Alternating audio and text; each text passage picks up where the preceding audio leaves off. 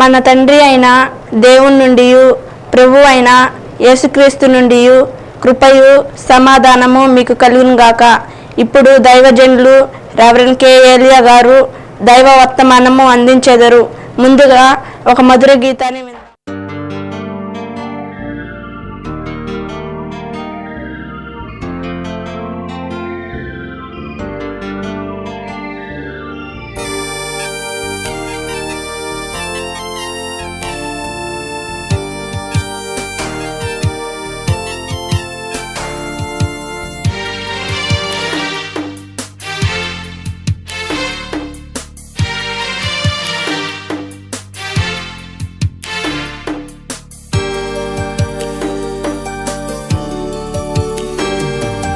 శేష జీవితం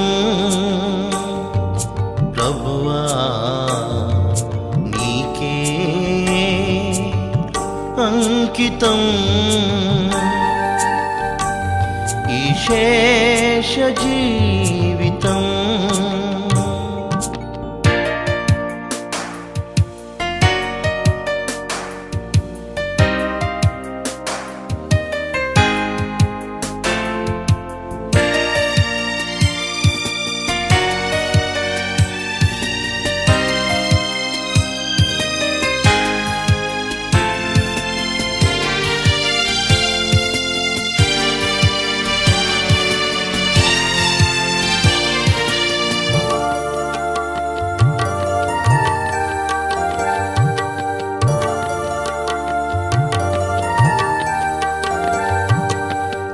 జీవన యాత్రలో, ఈ జీవిత ప్రయాణములో, ఈ జీవన యాత్రలో, ఈ జీవిత ప్రయాణములో నా గమ్యస్థానము నీవే, నా ఆశ్రయ కోటయు నీవే. మన ప్రభు అయిన యేసుక్రీస్తు నామమును బట్టి మీకందరికీ వందనాలు తెలియజేస్తున్నాను. ఈ సమయంలో ఈ యొక్క ఆరాధనకు యోగ్యుడు అనే ఈ కార్యక్రమం ద్వారా మీతో కలిసి దేవుని వాక్యాన్ని పంచుకోవడానికి దేవుడిచ్చిన మహాకృపను బట్టి నేను మీకందరికీ యేసయ్య నామమును బట్టి మా యొక్క జీసస్ కాల్ మినిస్ట్రీస్ తరపున వందనాలు తెలియజేస్తున్నాను. ఈ సమయంలో దేవుని వాక్యాన్ని మనం విందాం.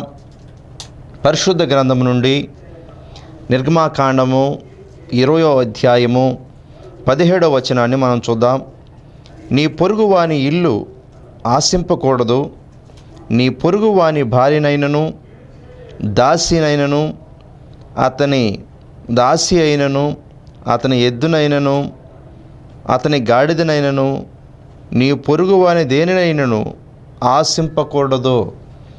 చిన్న ప్రార్థన చేసుకుందాం. దయచేసి నాతో కూడా ఏకీభవించండి. ప్రార్థన చేసుకుందాం. ప్రేమపూర్ణుడా యేసు ప్రభువా, మీ పరిశుద్ధమైన నామానికి స్తోత్రాలు చెల్లిస్తున్నాను తండ్రి. ఈ సమయంలో ఈ యొక్క ఆరాధనకు యోగ్యుడు అనే కార్యక్రమాన్ని అనేక మంది బిడ్డలకు ప్రభువా ఆశీర్వాదకరంగా, దీవెనకరంగా, మేలుకరంగా మీరు ఉంచి నడిపిస్తున్నందుకు స్తోత్రాలు చెల్లిస్తున్నాను. మరి ఈ సమయంలో కూడా ప్రభు ఈ మాటలు ఎవరైతే వింటున్నారో వారితో మీరు మాట్లాడండి నైనా. మీ యొక్క మాటలు బట్టి జీవించి ఆశీర్వాదాలు పొందడానికి సహాయం చేయమని, ప్రతి బిడ్డని మీ ఆశీర్వాదాలతో నింపమని యేసయ్య ద్వారా అడుగుతున్నాను తండ్రి. ఆమేన్. ప్రేమిన దేవుని బిడ్డలారా, ఈ రీతిగా మీతో దేవుని వాక్యాన్ని పంచుకోవడానికి దేవుడిచ్చిన మహాకృపను బట్టి నేను దేవునికి ఎంతైనా కృతజ్ఞతాస్తులు చెల్లిస్తూ ఉన్నాను. ఈ సమయంలో దేవుని వాక్యాన్ని మనం విందాం. గత ముందు రోజుల్లో మనము ఈ 10 ఆజ్ఞల గురించి మనం వింటూ ఉన్నాం.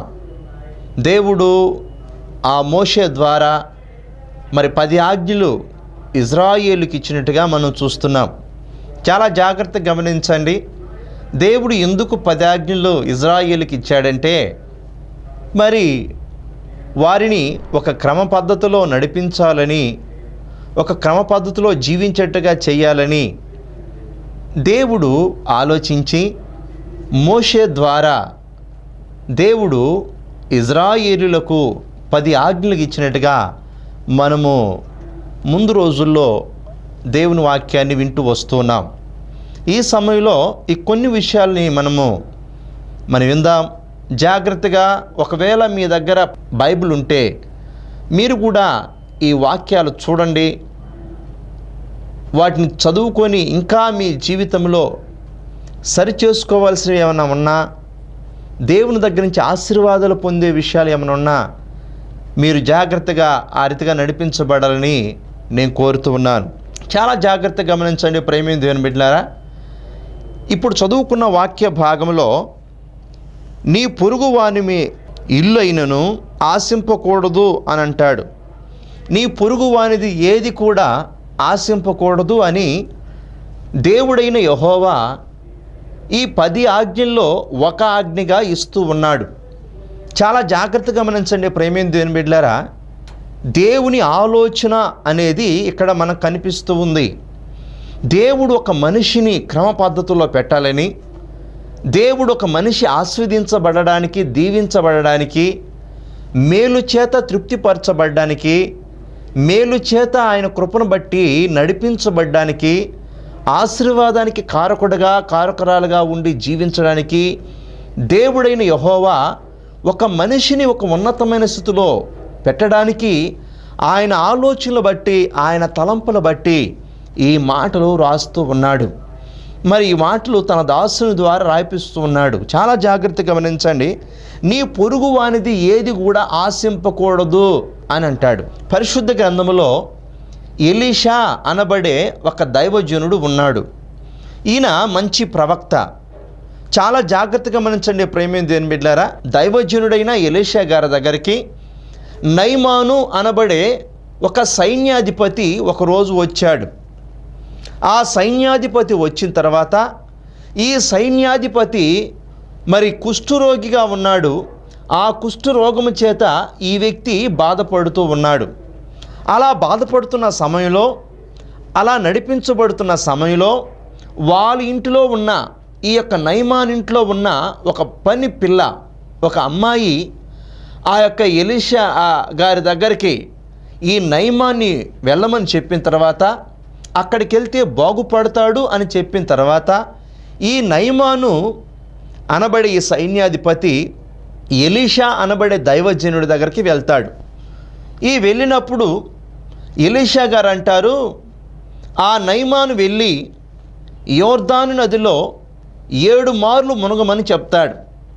అప్పుడు ఈ నయమాను ఏం చేస్తాడంటే ఎలీషా గారు చెప్పిన మాటను బట్టి ఆ యోర్దాను నదికి వెళ్ళి 7 మారులు ఆ యోర్దాను నదిలో మునిగిన తర్వాత అతనుకున్న ఆ రోగము బాగుపడుతుంది. ఆ రోగము ఎప్పుడైతే వెళ్తుందో, ఆ రోగము నుండి తను ఎప్పుడైతే విడుదల పొందుతాడో, ఆ రోగము నుండి తను ఎప్పుడైతే విడుదల పొంది నడిపించబడతాడో, అప్పుడు తనకు కృతజ్ఞతగా మరి ఎంతగానో ఆ యొక్క ఎలీషా గారికి కొన్ని కానుకలు తీసుకొస్తాడు. ఈ యొక్క నయమానుకున్న విధానం ఏంటంటే, నేను ఇన్ని రోజులు ఈ వ్యాధితో బాధపడుతూ ఉన్నాను, ఈ వ్యాధితో నేను దుఃఖపడుతూ ఉన్నాను, నన్ను ఎవరు బాగు చేసిన వాళ్ళు లేరు, కాబట్టి ఆ యొక్క దేవుడు, ఇజ్రాయేలు దేవుడే దేవుడు అంటాడు, ఆ ఇజ్రాయేలు దేవుడైన యెహోవా నన్ను బాగు చేశాడు, కాబట్టి ఆ దైవజనుడి దగ్గరికి వెళ్ళి నేను కృతజ్ఞతలు తెలియచేయాలని కొన్ని కానుకలు, కొన్ని వస్త్రాలు ఇవి తీసుకొని వస్తాడు. ఈ వచ్చినప్పుడు ఎలీషా గారు అంటారు, అవి నాకేం అక్కర్లేదు, నాకు అవసరం లేదు, వాటిని తీసుకెళ్ళమని చెప్తాడు. చాలా జాగ్రత్తగా గమనించండి ప్రేమైన దేవుని బిడ్డలారా. ఈ ఎలీషా గారు మాట్లాడేటప్పుడు ఆ ప్రక్కనే ఎలీషా గారి యొక్క శిష్యుడైన గెహాజీ అనబడే వ్యక్తి ఉంటాడు. ఈ గెహాజీకి వాళ్ళు తెచ్చిన వస్త్రాలు, ఆ యొక్క బంగారు, ఆ యొక్క డబ్బు వీటిని చూసినప్పుడు ఈ గెహాజీకి ఒక ఆలోచన పుడుతుంది.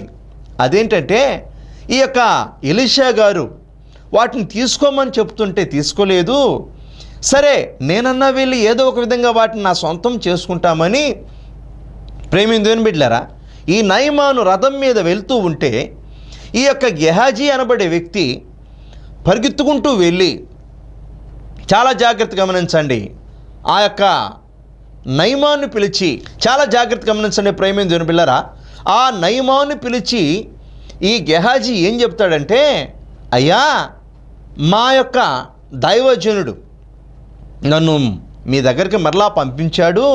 అదేంటంటే ఆయనకు సంబంధించిన వ్యక్తులు కొందరు వచ్చారు, వారికి కొంత ఆ వస్త్రాలు అయితేనేమి, ఆ బంగారు అయితేనేమి, ఆ డబ్బులు అయితేనేమి కొంచెం తీసుకురమ్మని నాకు చెప్పాడు అని ఆ యొక్క నయమాన్తో చెప్పిన తర్వాత ఆ నయమాన్ ఏమంటున్నాడంటే, కొంతేమి అంతా తీసుకెళ్ళు అన్నట్టుగా ఈ గెహాజీ చేతికి ఇస్తాడు.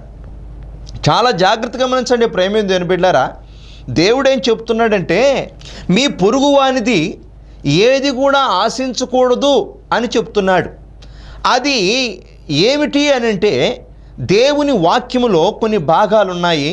ఈ సమయంలో వాటిని మీకు చెప్తాను, మీరు జాగ్రత్తగా గమనించాలని నేను కోరుతూ ఉన్నాను.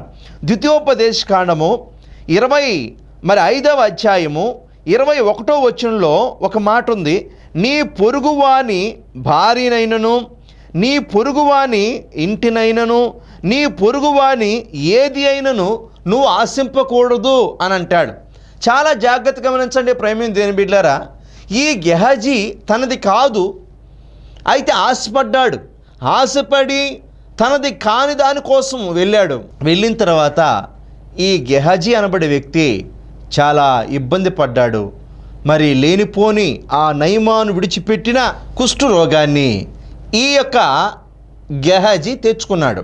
చాలా జాగ్రత్తగా గమనించండి ప్రేమ దేవుని బిడ్డలారా, దేవుని వాక్యాన్ని గమనిస్తే నీ పొరుగువానిది ఏది కూడా నువ్వు ఆశించకూడదు అంటాడు. ఈ రోజుల్లో చాలామంది మరి తన పొరుగువానిది సొంతం చేసుకోవాలనుకుంటున్నారు.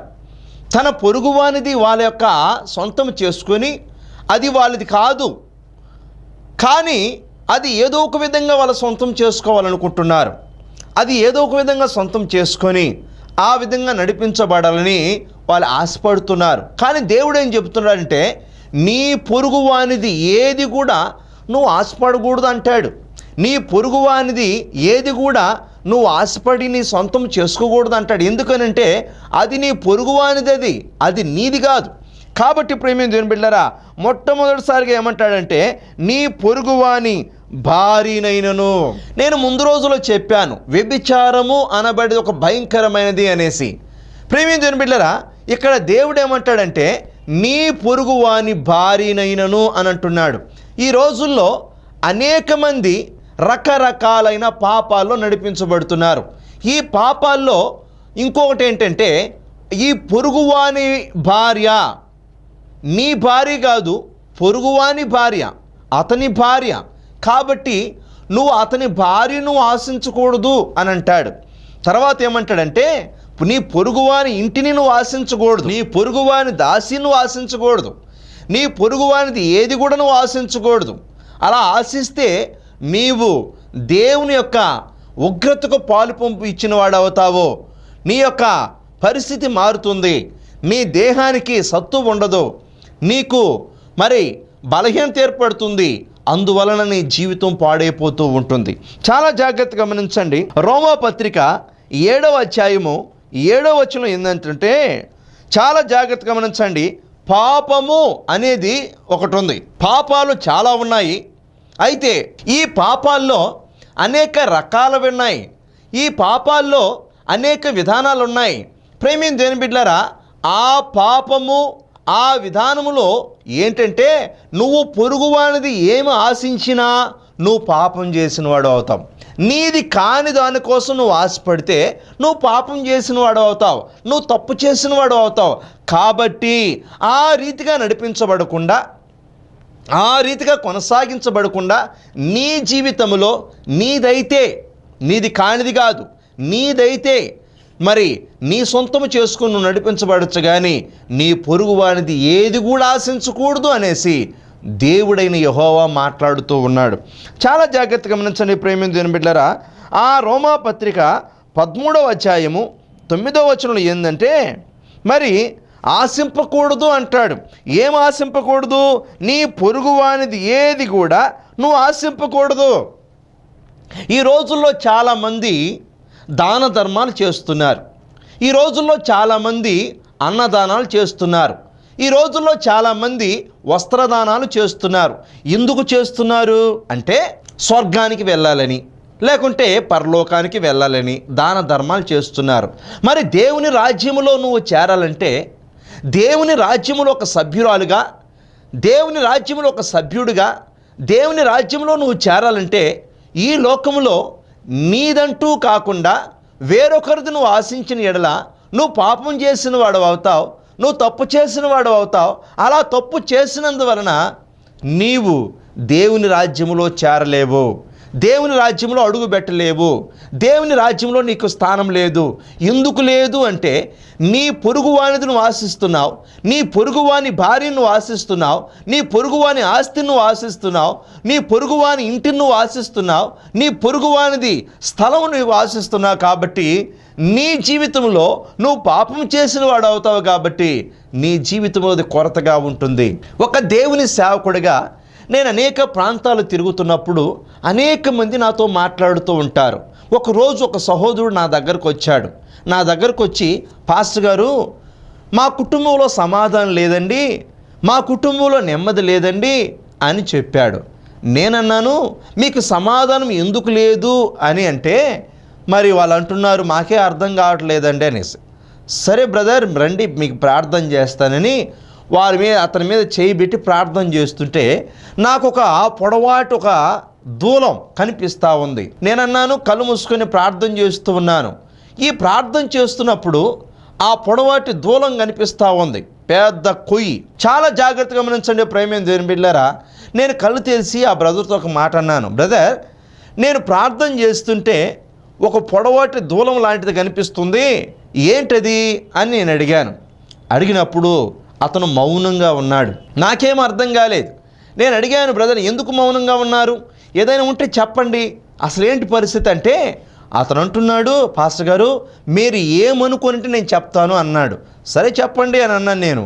అప్పుడు అంటున్నాడు, ఏం లేదండి, మా పక్కింటి వాళ్ళది ఒక టేకు దూలం ఉంటే దాన్ని రాత్రుల్లో తెచ్చి మా ఇంట్లో పెట్టేసుకున్నానండి నేను, అది వాళ్ళకి తెలియదండి, అది ఏ విధమైన చేతనైనా సరే అమ్మేయాలనుకుంటున్నాను నేను, మరి అదేనండి కథ అని అన్నాడు.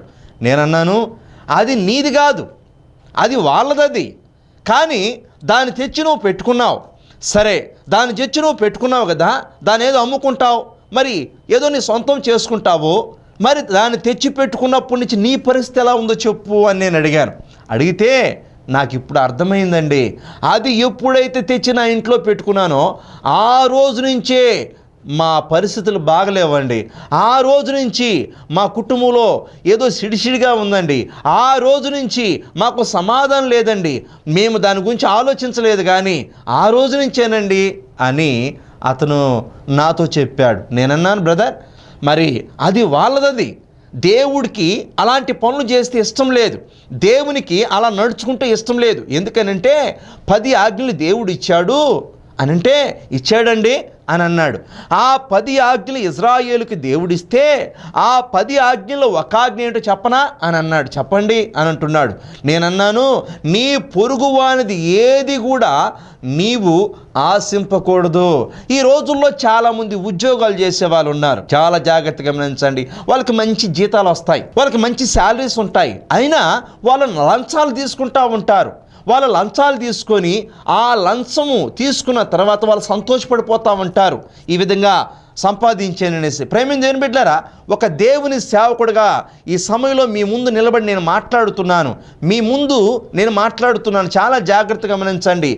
నీ పొరుగువానిది నువ్వు ఏది ఆశించినా అది నీకు కలిసే రాదు. నీ పొరుగువానిది నువ్వు ఏది ఆశించి నీ సొంతము చేసుకున్నా అది కలిసి రాదు. అది నీకు హానికరమే కానీ దీవెనకరము కానే కాదు.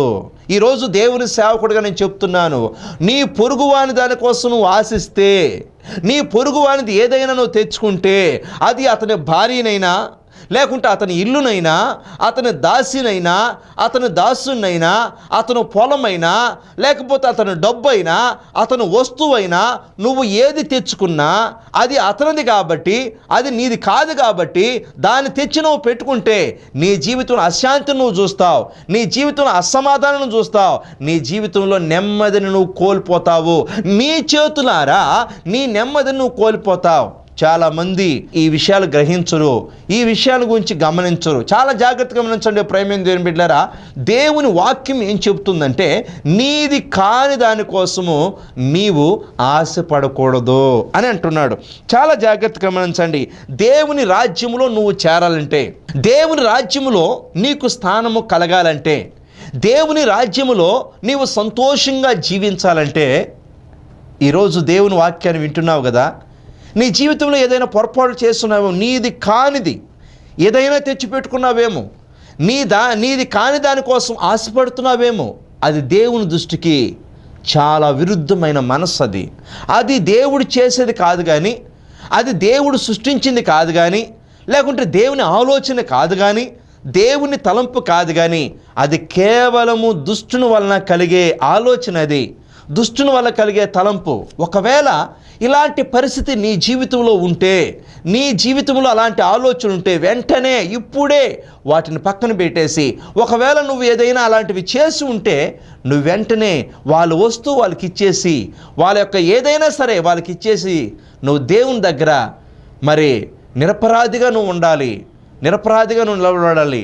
ప్రేమించిన దేవుని బిడ్డలారా, ఆ సహోదరుడితో నేను చెప్పాను, బ్రదర్ మీరేమనుకుంటే నేను ఒక మాట చెప్తానని, చెప్పండి అయ్యా అని అన్నాడు. నేనన్నాను, వాళ్ళ దగ్గర నుంచి వాళ్ళకి సంబంధించిన ఆ టేకు దూలం తెచ్చి మీరు ఇంట్లో పెట్టుకున్నాను అన్నారు కదా, మీరేం చేస్తారంటే మీరు ఏమనుకోవద్దు, వాళ్ళు ఒకవేళ ఏమని అనుకుంటారేమో అని మీరు అనుకోవద్దు, నేను చెప్పిన మాట ప్రకారం మీరు చేయండి అని చెప్పాను. వాళ్ళు అన్నారు చెప్పండి అని. మీరు వెంటనే ఆ టేకు దూలం తీసుకెళ్ళి అది ఎవరిదో వాళ్ళకి ఇచ్చేసేయండి. ఇచ్చేసి మీరు ఒక మాట చెప్పండి, అమ్మా ఇది మీది, ఏదో పొరపాటున ఈ విధంగా నేను తీసుకెళ్ళి ఇంట్లో పెట్టుకున్నాను, నా మనస్సాక్షి ఒప్పుకోలేదు, దీన్ని తీసుకొచ్చి ఇదిగో మీకు ఇచ్చేస్తున్నాను, నన్ను క్షమించండి అమ్మా అనేసి ఒక చిన్న మాట చెప్పి వచ్చేసేయండి.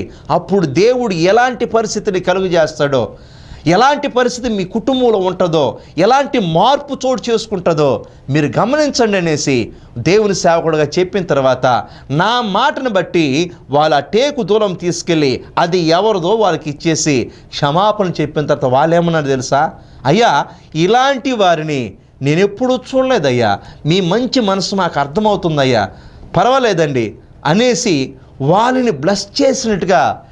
ప్రేమించిన దేవుని బిడ్డలారా, వాళ్ళు మరలా నాకు వచ్చి చెప్పి ఉన్నారు, పాస్టర్ గారు మీరు చెప్పిన మాటను బట్టి ఆ టేకు దూలం తీసుకొచ్చి మరలా వాళ్ళకి ఇచ్చేసాం మేము. వాళ్ళు ఎంత సంతోషపడ్డారో తెలుసా, మమ్మల్ని ఒక్క మాట కూడా అనలేదండి. దేవుని బిడ్డలంటే ఇలాంటి వాళ్ళు, వీళ్ళు ఆరాధించే దేవుడు సత్యమైన వాడని, దేవుని గురించి కూడా ఒక రెండు మాటలు అన్నారండి అని నాతో మాట్లాడారు. ప్రేమ దేవుని బిడ్డలారా, నేను మరొక మాట అన్నాను, బ్రదర్ ఆ దూలం తీసుకెళ్ళి వాళ్ళకి ఇచ్చేశారు కదా టేకు దూలము, ఆ తర్వాత పరిస్థితి ఎలా ఉంది మీకు అని అంటే, అప్పుడు అంటున్నారు మా మనసులో ప్రశాంతత ఏర్పడిందండి, మా కుటుంబంలో ఏదో తెలియని ఆనందం అండి, అంతకుముందు సిడిసిడిగా ఉండేదండి, అంతకుముందు ఒకరికొకరు మనస్వార్థులు ఉండేవండి, అది ఎప్పుడైతే మేము ఇచ్చేసామో మా కుటుంబంలో సమాధానం కలిగిందండి, మా కుటుంబంలో నెమ్మది కలిగిందండి, ఇప్పుడు మేము హ్యాపీగా ఉన్నామని చెప్తున్నారు. ప్రేమ దేవుని బిడ్డలారా, ఒక దేవుని సేవకుడిగా ఇలాంటి సాక్ష్యాన్ని నేను చాలా చెప్పగలను.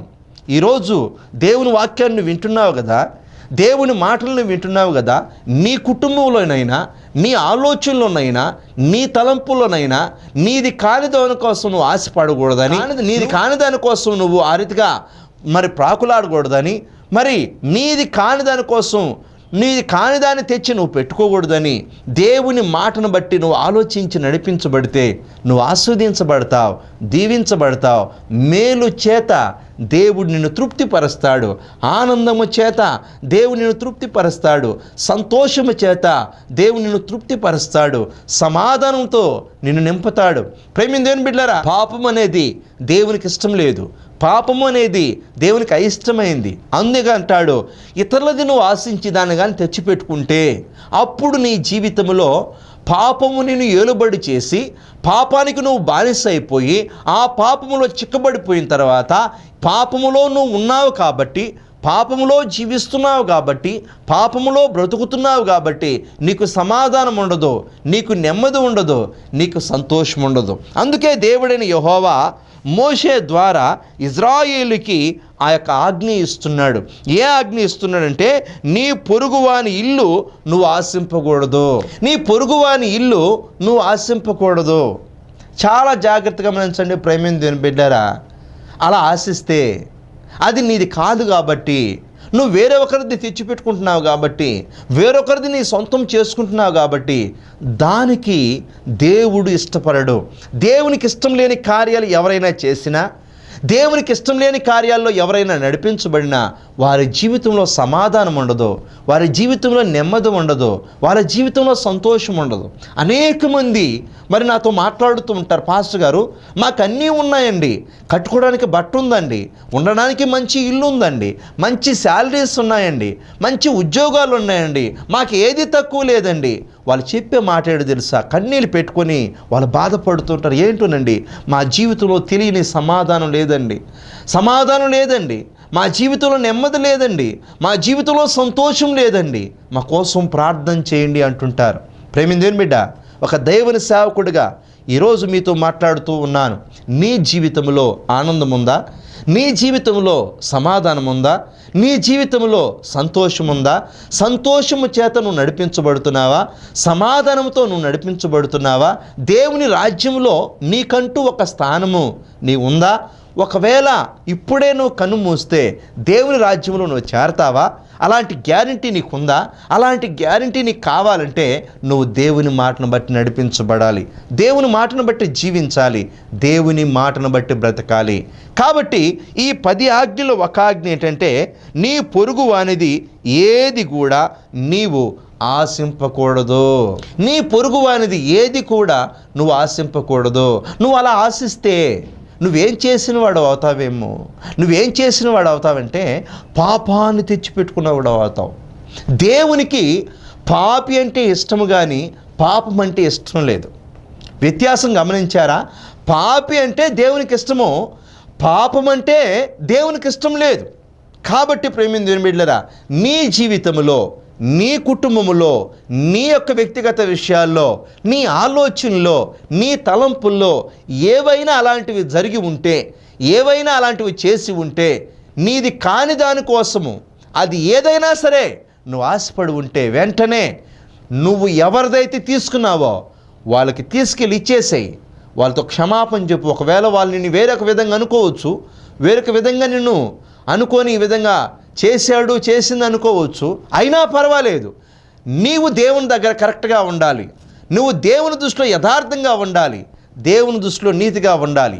ఆ రీతిగా బ్రతకాలని ఈ సమయంలో నేను వాక్యాన్ని ముగించబోతున్నాను. ప్రార్థన చేసుకుందాం. నాతో ఏకీభవించండి. ప్రేమపూర్ణుడా యేసు ప్రభువా, మీకు స్తోత్రాలు నాయన. ఈ వాక్యము ద్వారా ప్రభు అనేక మందితో మీరు మాట్లాడని నేను ఎరుగుతున్నాను ప్రభు.